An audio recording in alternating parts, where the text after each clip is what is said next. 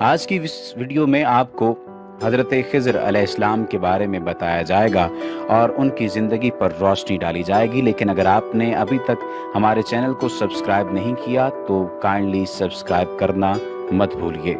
جن کے بارے میں یہ بات کہی جاتی ہے کہ حضرت خضر حضرت آدم کی وہ اولاد ہیں جو تا قیامت زندہ رہے گی۔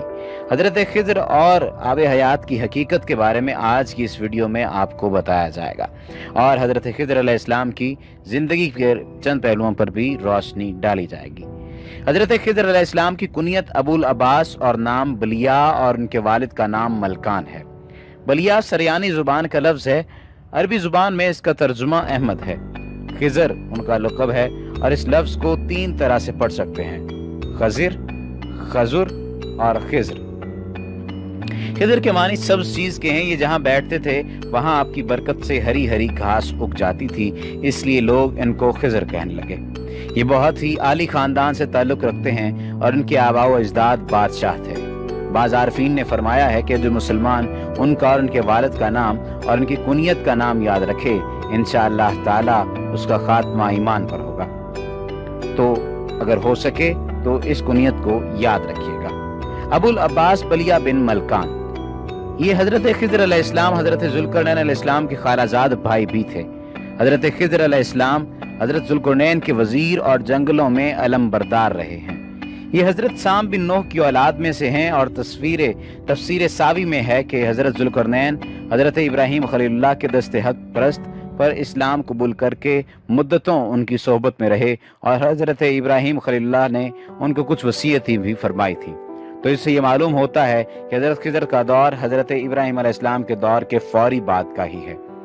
سوال یہ پیدا ہوتا ہے اور کچھ لوگ یہ جاننے کی کوشش کرتے ہیں کہ کیا حضرت خضر زندہ ہیں؟ تو جواب تحقیقات کے حوالے سے آج آپ کو دیا جائے گا۔ اس میں کچھ علماء نے اختلاف کیا ہے، لیکن جمہور علماء یعنی کثیر علماء کی یہی رائے ہے کہ وہ زندہ ہیں، بلکہ ان کی ملاقات حضرت موسیٰ علیہ السلام سے بھی ثابت ہے، حالانکہ آپ کا دور حضرت موسیٰ علیہ السلام سے کئی سو برس پہلے حضرت ابراہیم علیہ السلام کے دور کے فوری بعد کا ہے۔ تفسیر روح البیان میں ہے کہ حضرت یوسف علیہ السلام جو کہ حضرت ابراہیم علیہ السلام کے پڑپوتے ہیں، ان کے درمیان اور حضرت موسیٰ علیہ السلام کے درمیان 400 سال کا فرق ہے۔ تو اس لحاظ سے حضرت موسیٰ علیہ السلام حضرت خضر علیہ السلام سے تقریباً 600 سال بعد پیدا ہوئے ہوں گے۔ واللہ تعالی عالم۔ امام بدر الدین عینی صاحب شرح بخاری نے ان کے متعلق لکھا ہے کہ جمہور کا مذہب یہ ہے اور صحیح بھی یہ ہے کہ وہ نبی تھے اور زندہ ہیں۔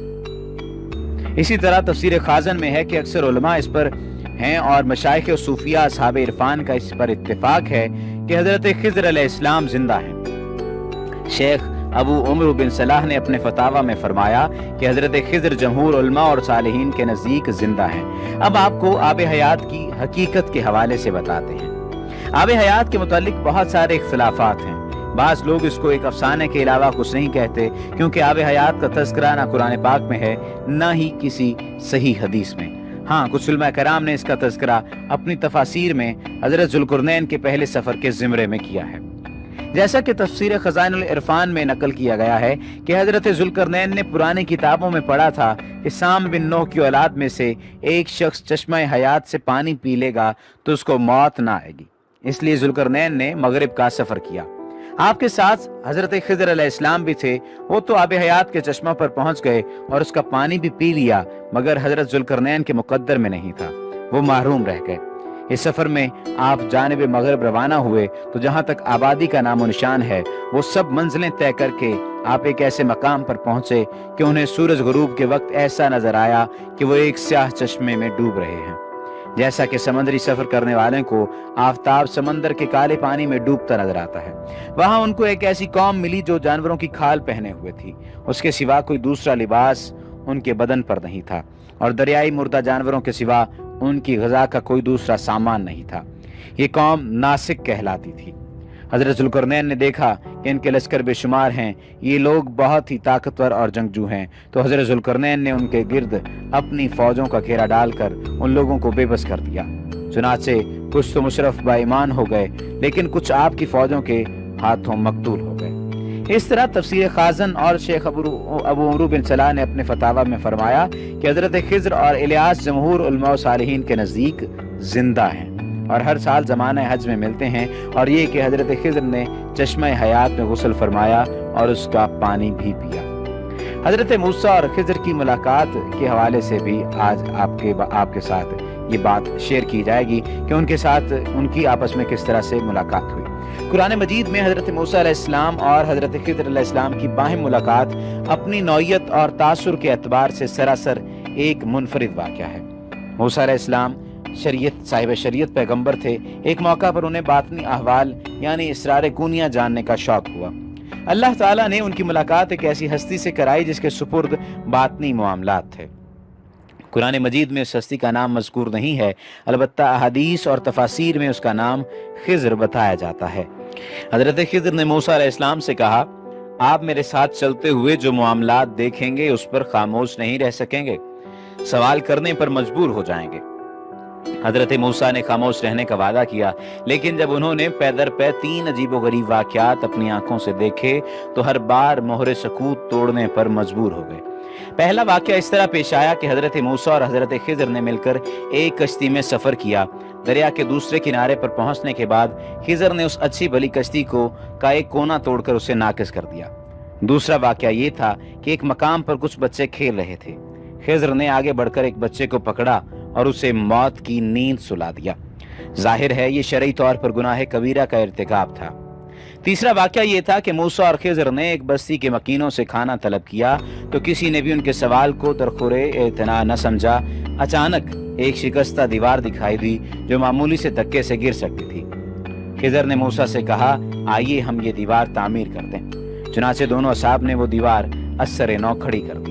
حضرت موسیٰ علیہ السلام کے لیے یہ تیسرا واقعہ بھی بہت انوکھا تھا، ضبط نہ کر سکے اور اس کا مفہوم پوچھنے پر مجبور ہو گئے۔ اس کے بعد حضرت خضر نے حضرت موسیٰ سے کہا، اب آپ مزید میرے ساتھ نہیں چل سکیں گے، البتہ جدا ہونے سے پہلے میں ان واقعات کا پس منظر واضح کر دیتا ہوں۔ وہ کشتی جن لوگوں کی تھی وہ اس کے ذریعے مسافروں کو دریا کے آر پار لے جا کر مزدوری حاصل کرتے تھے، یہ ان کی کمائی کا واحد ذریعہ تھی۔ کشتی بہت اچھی حالت میں تھی۔ دریا کے پار ایک ظالم بادشاہ کی حکومت تھی، وہ ان غریب لوگوں سے یہ کشتی چھین لیتا۔ میں نے اسے ناقص کر دیا تاکہ وہ کسی حکومتی کارندے کی نظر میں نہ آئے، اسے ناکارہ سمجھتے ہوئے نظر انداز کر دے۔ جس بچے کو ٹھکانے لگا دیا اس کا پس منظر یہ ہے کہ وہ بچہ بڑا ہو کر اپنے نیک والدین کی رسوائی کا باعث بنتا۔ اب اللہ تعالیٰ ان کو اس کا نعم البدل عطا کریں گے جو ان کے لیے باعث رحمت و برکت ہوگا۔ جو دیوار گرا چاہتی تھی اس کے نیچے دراصل کچھ یتیموں کا خزانہ دبا ہوا تھا۔ دیوار گر جاتی تو لوگ وہ خزانہ لوٹ لیتے۔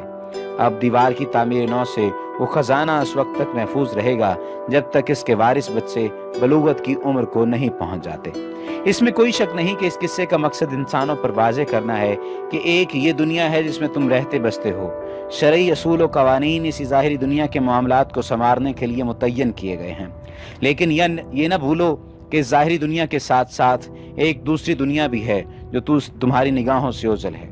اس کے اپنے قاعدے ضابطے ہیں جنہیں جاننے کے لیے تم مکلف نہیں ہو۔ اگر کوئی تمہیں تکلیف پہنچتی ہے تو اس پر صبر اختیار کرو اور اللہ تعالیٰ سے دعا کرو کہ اس تکلیف کے نتائج تمہارے لیے مفید بنا دے۔ اگر خوشی ملتی ہے تو اس پر فخر اور غرور میں مبتلا نہ ہو جاؤ۔ مجھے اس واقعہ کے حکیمانہ پہلوؤں پر غور و غوص کرنے کے لیے کئی اردو تفاسیر دیکھنے کا موقع ملا ہے۔ ان میں زیادہ تر یہی بحث ملتی ہے کہ خضر کون تھے، وہ نبی تھے یا غیر نبی، انسان تھے یا فرشتہ، خضر نام کی ایک ہی ہستی ہے یا ایسے کئی خضر نظام ہستی چلانے کے لیے معمور ہیں، کیا انہیں موت آ سکتی ہے؟ تشریعی اور تکوینی امور کیا ہوتے ہیں اور تکوینی امور تشریعی امور سے کس طرح مختلف ہیں؟ علماء تفسیر نے اس حوالے سے بہت کچھ لکھا ہے، لیکن اس طرف دھیان نہیں دیا کہ اس میں اجتماعی زندگی کے بارے میں بھی بہت فکر آفرین حکمتیں پوشیدہ ہیں۔ چونکہ ہمارے علماء کرام آج کے دور کی پیدا کردہ الجھنوں اور پیچیدگیوں کو نہیں سمجھتے، اس لیے صرف قصے کی غرابت بیان کرنے تک بحث محدود رکھی ہے۔ میرا خیال ہے کہ اس قصے کی حیثیت علامتی ہے، جس میں ظالم بادشاہ اور کشتی کے جن غریب مالکان کا ذکر ہے وہ آج کی دنیا میں بھی دیکھے جا سکتے ہیں۔ پرانے وقتوں میں بادشاہوں کو ہوس ملک گیر بے چین رکھتی تھی، وہ آئے روز ہمسایہ ریاستوں پر چڑھائیاں کرتے رہتے تھے، مقصد مال و دولت لوٹنا ہوتا تھا۔ اپنے لاؤ لشکر کے لیے انہیں کشتیوں کی بھی ضرورت پڑتی تھی۔ جب ان بادشاہوں کے کارندے رعایا میں سے کسی کے پاس صاف ستھری اور مضبوط کشتی دیکھتے تو اس سے چھین لیتے تھے۔ جس سے کشتی چھینتے تھے اس کی فریاد سننے والا کوئی نہیں ہوتا تھا۔ آج کی حکومتوں کا کردار بھی اس سے مختلف نہیں ہے۔ ہمارے علماء دین یہ نہیں بتاتے کہ آج کی حکومتیں بھی اپنے خزانے بھرنے کے لیے اپنی رعایا سے بہت کچھ چھین لیتی ہیں۔ امید ہے کہ یہ ویڈیو آپ کو سوچنے پر بھی مجبور کرے گی۔